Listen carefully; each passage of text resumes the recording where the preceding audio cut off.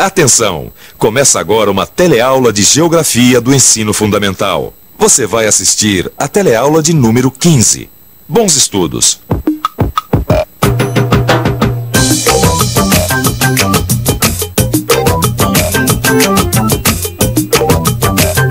Gozado!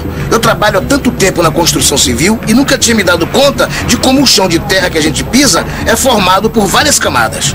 Isso dá para perceber direitinho na hora que está se fazendo as fundações do prédio. Quando se cava o chão, a gente vê que à medida que o buraco vai se aprofundando, a terra é de um tipo diferente. Nessa teleaula, você vai aprender o que é o solo, como ele se forma e qual a sua importância para a manutenção da vida na superfície da terra. Vai ver quais são os problemas que surgem quando o solo não é utilizado corretamente e perceber sua importância para o equilíbrio ecológico. E vai ficar sabendo ainda a relação entre o solo, clima e vegetação e avaliar a importância da vegetação na paisagem. O engenheiro Macedo você já conhece, não é? Por causa das fundações, ele manja esse negócio de solo e ficou de dar uma mãozinha pra gente. Seu Macedo, dá um minutinho pra mim. Ô Zé, eu vou dar uma ajeitada nessas coisas, daqui a pouco a gente conversa. Sobe aí. Então se ajeita aí você também, que a nossa teleaula está chegando com novas informações.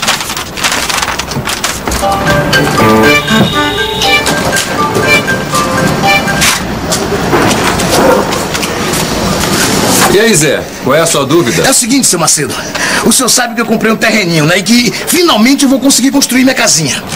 Então eu comecei dando uma boa limpada no terreno para retirar o mato, as folhas e os galhos que já estavam dominando o pedaço.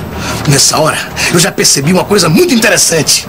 Ao remexer a folhagem, eu percebi que as folhas que estavam por baixo já estavam apodrecidas.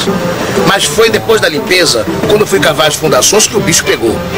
No começo, tinha uma camada de terra escura e arenosa que era muito fácil cavar. Mas depois, tinha uma camada mais dura, uma terra barrenta e avermelhada. Aí eu fiquei intrigado. Como explicar a diferença entre uma camada e outra?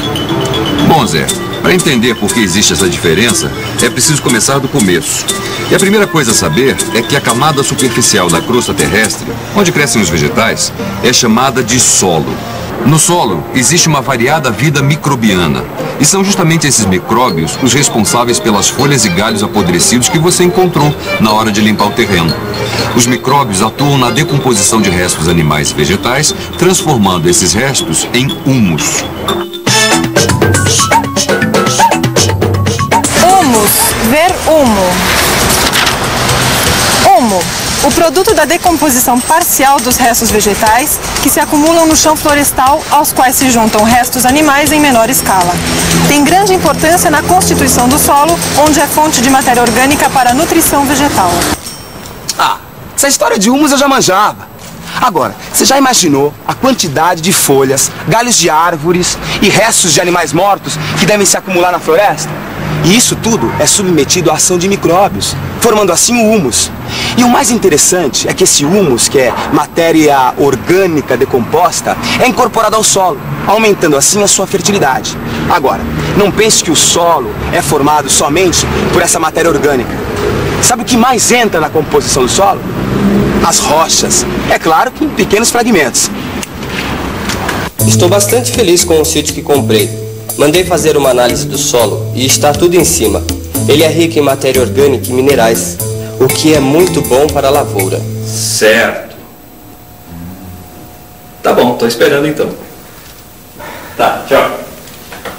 Ô Maurício, tô com uma dúvida aqui que não me sai da cabeça. Elinho, você fez um excelente negócio. Esse sítio aí que você comprou tem uma terra que é uma beleza. É rica em matéria orgânica, em minerais. Eu sei, mas a minha dúvida está exatamente aí.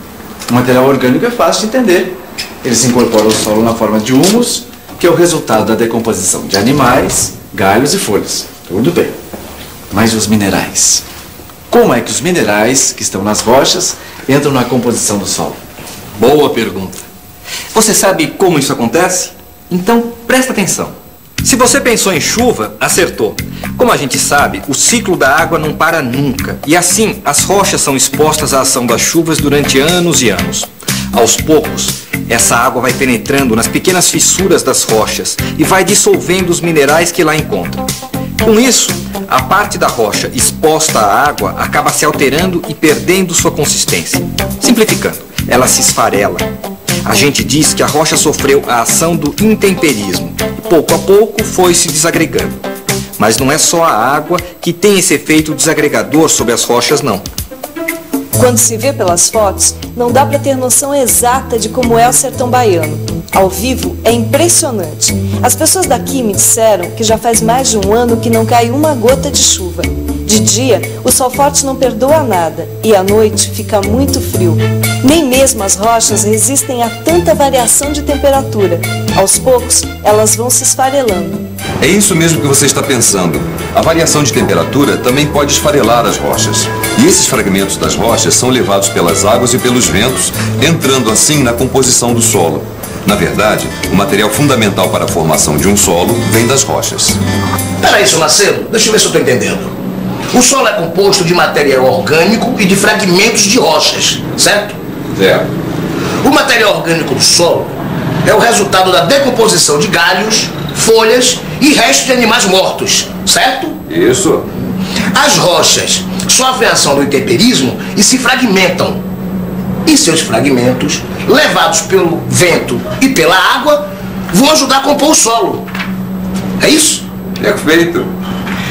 E não se esqueça de que o principal material para a composição do solo vem das rochas. Bom, com isso já dá para você começar a entender por que o solo tem diferentes camadas. Está aquele perfil do solo. Essas camadas são conhecidas como horizontes do solo. Está aqui, ó. Olha só, aí estão os horizontes do solo, ou seja, suas camadas. Às vezes dá para ver esses horizontes num barranco de estrada e até mesmo identificar as camadas pelas diferentes cores e granulações. A água que penetra no solo transporta os grãos menores para as partes mais profundas. Esses grãos menores são conhecidos como argila. Na parte superior ficam os grãos de areia, que são maiores. Ah, então é por isso que a camada de cima é mais fofa, fácil de cavar. Já as camadas inferiores são mais compactas, uma vez que seus grãos são menores e ficam mais juntinhos, além de serem pressionadas pelas camadas de cima. É isso mesmo.